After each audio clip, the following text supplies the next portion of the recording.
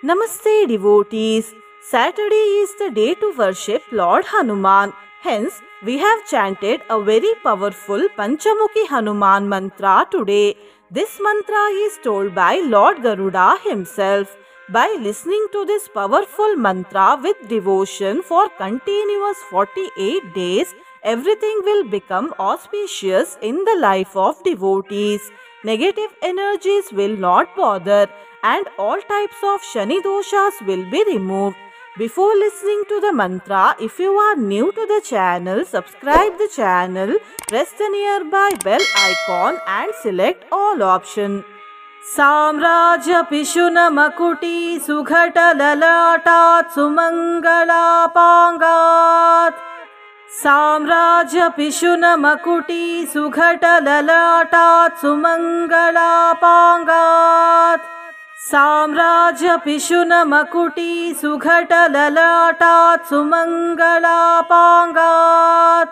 Samrajya Pishuna Makuti Sughata Lalatat Sumangala Pangat.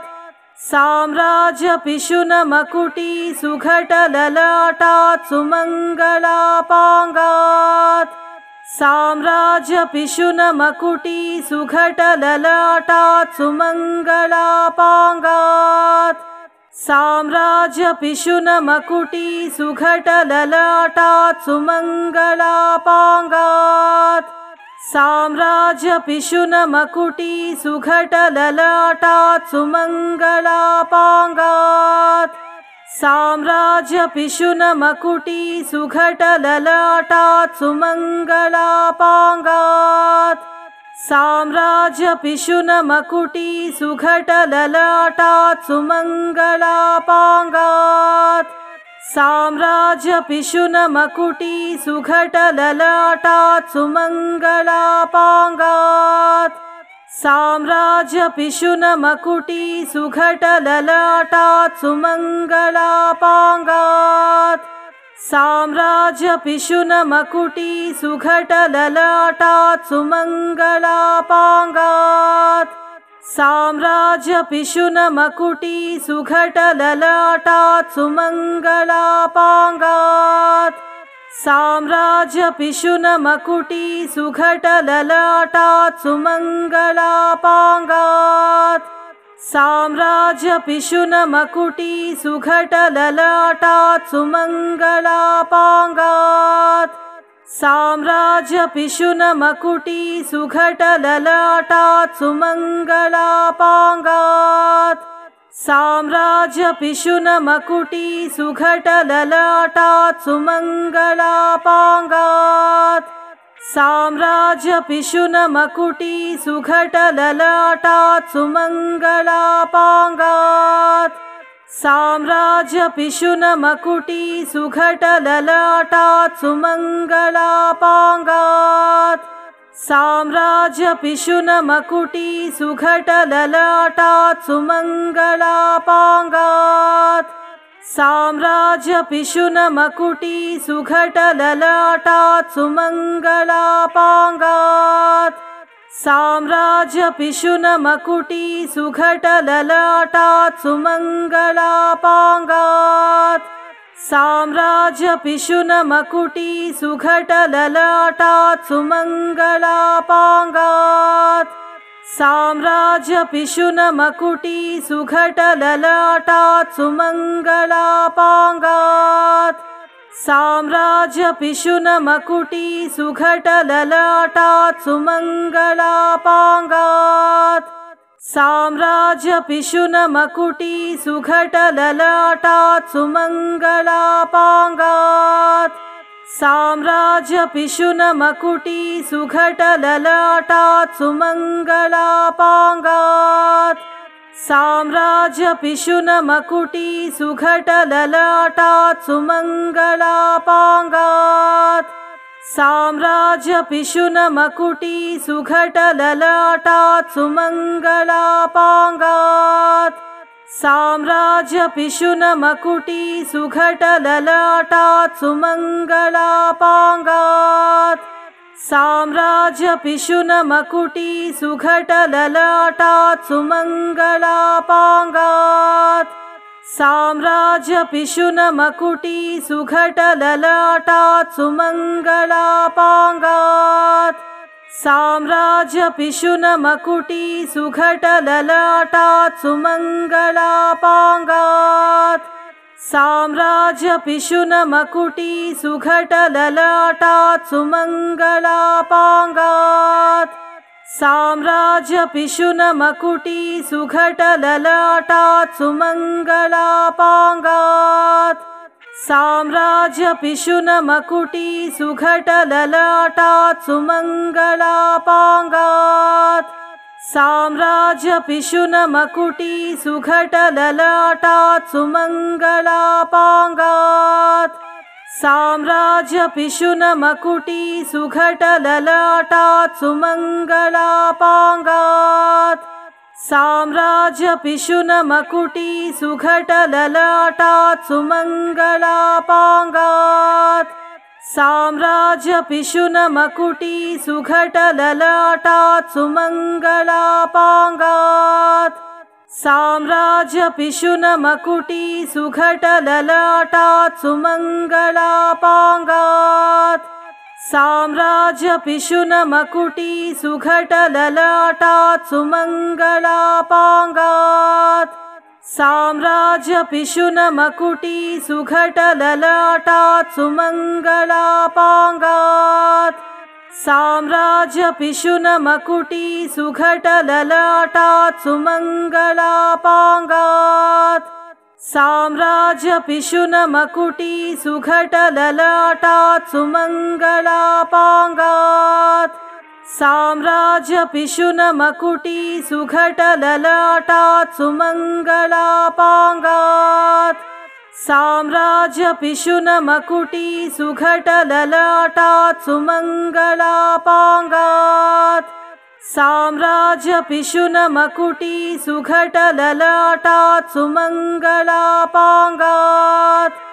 साम्राज्यपिशुनमकुटी सुघटललाटात् सुमङ्गलापाङ्गात् साम्राज्यपिशुनमकुटी सुघटललाटात् सुमङ्गलापाङ्गात् साम्राज्यपिशुनमकुटी सुघटललाटात् सुमङ्गलापाङ्गात् साम्राज्यपिशुनमकुटी सुघटललाटात् सुमङ्गलापाङ्गात् साम्राज्यपिशुनमकुटी सुघटललाटात् सुमङ्गलापाङ्गात् साम्राज्यपिशुनमकुटी सुघटललाटात् सुमङ्गलापाङ्गात् साम्राज्यपिशुनमकुटी सुघटललाटात् सुमङ्गलापाङ्गात्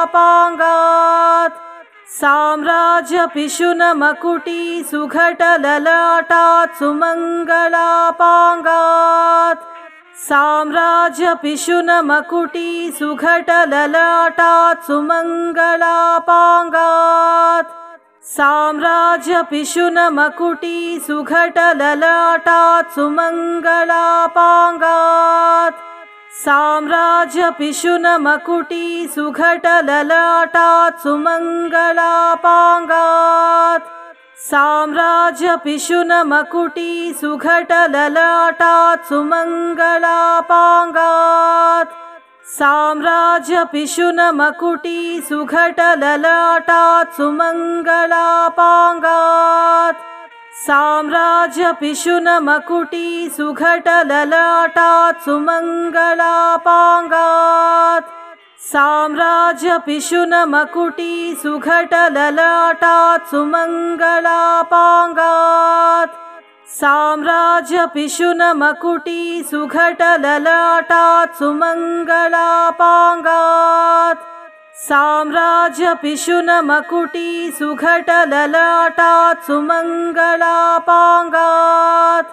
साम्राज्यपिशुनमकुटी सुघटललाटात् सुमङ्गलापाङ्गात् साम्राज्यपिशुनमकुटी सुघटललाटात् सुमङ्गलापाङ्गात्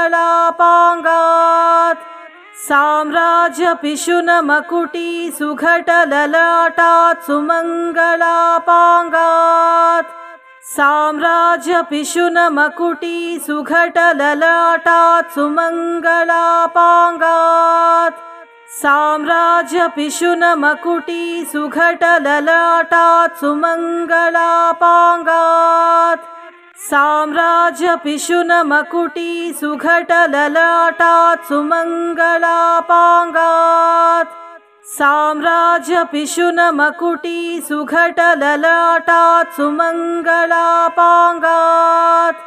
साम्राज्यपिशुनमकुटी सुघटललाटात् सुमङ्गलापाङ्गात् साम्राज्यपिशुनमकुटी सुघटललाटात् सुमङ्गलापाङ्गात् साम्राज्यपिशुनमकुटी सुघटललाटात् सुमङ्गलापाङ्गात् साम्राज्यपिशुनमकुटी सुघटललाटात् सुमङ्गलापाङ्गात् साम्राज्यपिशुनमकुटी सुघटललाटात् सुमङ्गलापाङ्गात् साम्राज्यपिशुनमकुटी सुघटललाटात् सुमङ्गलापाङ्गात् साम्राज्यपिशुनमकुटी सुघटललाटात् सुमङ्गलापाङ्गात् साम्राज्यपिशुनमकुटी सुघटललाटात् सुमङ्गलापाङ्गात् साम्राज्यपिशुनमकुटी सुघटललाटात् सुमङ्गलापाङ्गात् साम्राज्यपिशुनमकुटी सुघटललाटात् सुमङ्गलापाङ्गात् साम्राज्यपिशुनमकुटी सुघटललाटात् सुमङ्गलापाङ्गात् साम्राज्यपिशुनमकुटी सुघटललाटात् सुमङ्गलापाङ्गात् साम्राज्यपिशुनमकुटी सुघटललाटात् सुमङ्गलापाङ्गात् साम्राज्यपिशुनमकुटी सुघटललाटात् सुमङ्गलापाङ्गात् साम्राज्यपिशुनमकुटी सुघटललाटात् सुमङ्गलापाङ्गात् साम्राज्यपिशुनमकुटी सुघटललाटात् सुमङ्गलापाङ्गात् साम्राज्यपिशुनमकुटी सुघटललाटात् सुमङ्गलापाङ्गात् साम्राज्यपिशुनमकुटी सुघटललाटात् सुमङ्गलापाङ्गात् साम्राज्यपिशुनमकुटी सुघटललाटात् सुमङ्गलापाङ्गात् साम्राज्यपिशुनमकुटी सुघटललाटात् सुमङ्गलापाङ्गात् साम्राज्यपिशुनमकुटी सुघटललाटात् सुमङ्गलापाङ्गात्